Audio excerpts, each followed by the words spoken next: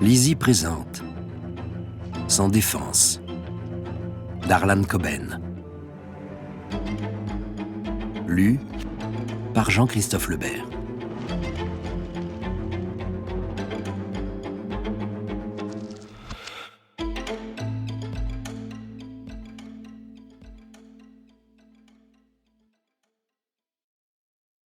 À Mike et George, et aux amitiés à la vie, à la mort.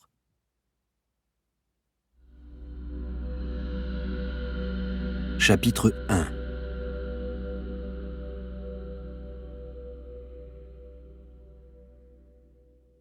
Le garçon disparu depuis 10 ans s'avance dans la lumière.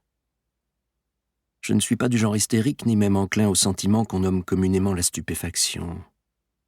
Durant mes 40 et quelques années d'existence, j'en ai vu de toutes les couleurs.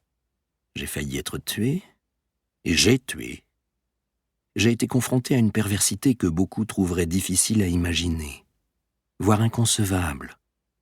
D'aucuns argueraient que j'en ai fait autant. J'ai appris au fil des ans à contrôler mes émotions, et qui plus est mes réactions dans des situations stressantes ou explosives. Je peux frapper vite et violemment. Mais je n'agis jamais sur un coup de tête ni de manière irréfléchie. Disons que ces qualités m'ont sauvé, moi et ceux qui me sont chers à plus d'une occasion. J'avoue cependant que, en voyant ce garçon, du reste est un adolescent maintenant, je sens mon pouls s'accélérer. Mes oreilles se mettent à bourdonner.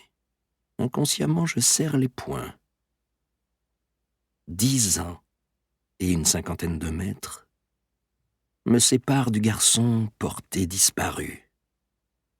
Patrick Moore, c'est son nom, s'adosse au mur barbouillé de graffiti du passage souterrain, la tête dans les épaules. Il regarde furtivement autour de lui avant de fixer le trottoir fissuré. Ses cheveux sont taillés à ras, ce qu'on appelait autrefois une coupe en brosse. 2 autres ados traînent dans le passage. L'un tire sur une cigarette si furieusement qu'on dirait qu'il lui en veut. L'autre arbore un collier de chien clouté et un polo en maille qui ne laisse aucun doute quant à son activité professionnelle. Au-dessus, les voitures filent sans se soucier de ce qui se passe sous terre. Nous sommes à King's Cross, qui a subi un sérieux rajeunissement ces 20 dernières années. On y trouve des musées, des bibliothèques, l'Eurostar et même la pancarte du quai 9¾ d'où Harry Potter était monté dans le train pour Poudlard. La plupart de ceux qu'on qualifie d'éléments indésirables ont troqué ce dangereux commerce de rue contre la relative sécurité des transactions en ligne. On ne prend plus le risque de tapiner entre les voitures, autre avantage collatéral d'Internet. Mais il suffit de franchir les rails, au propre comme au figuré, pour trouver derrière ces buildings rutilants des îlots où la racaille survit sous forme concentrée. C'est là que j'ai retrouvé notre disparu. Une impulsion, le genre d'impulsion que je réfrène, me pousse à franchir la chaussée en courant pour lui sauter dessus. Si c'est réellement Patrick et non un sosie ou une erreur de ma part, il devrait avoir 16 ans maintenant. À distance, l'âge m'a l'air de correspondre. Il y a 10 ans, faites donc le calcul, dans la ville ultra-résidentielle d'Alpine, Patrick avait été invité à ce qu'on persiste à appeler un goûter chez le fils de ma cousine, Rhys. D'où, naturellement, mon dilemme. Si je saute sur Patrick, là, tout de suite, qu'adviendra-t-il de Rhys?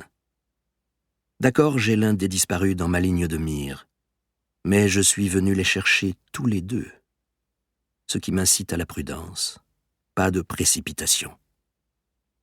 Quoi qu'il ait pu se passer il y a 10 ans, quelle qu'a été la façon cruellement humaine, je ne crois pas à la cruauté du sort, puisque le coupable est toujours un être humain, dont ce garçon a été arraché à l'opulence de sa demeure en pierre de taille pour atterrir dans ce cloaque souterrain, je crains qu'un geste inconsidéré de ma part ne le fasse disparaître à nouveau, et cette fois définitivement. Je dois attendre Rhys, et lorsqu'il sera là, je les récupérerai tous les deux, pour les ramener chez eux. 2 questions vous ont probablement traversé l'esprit. Primo, comment puis-je être aussi sûr de pouvoir mettre la main sur les 2 garçons?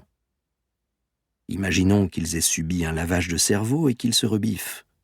Imaginons que leurs ravisseurs, ou quiconque détenant les clés de leur liberté, soient nombreux, violents et déterminés. Ma réponse sera « Ne vous inquiétez pas pour ça ». Secondo, et c'est la question qui me taraude le plus, que faire si Rhys ne se manifeste pas? Comme je ne suis pas trop du style « on verra le moment venu », j'échafaude un plan B qui... Nous espérons que vous avez apprécié cet aperçu. Pour continuer à écouter ce livre audio sur Google Play Livres, utilisez le lien dans la description de la vidéo.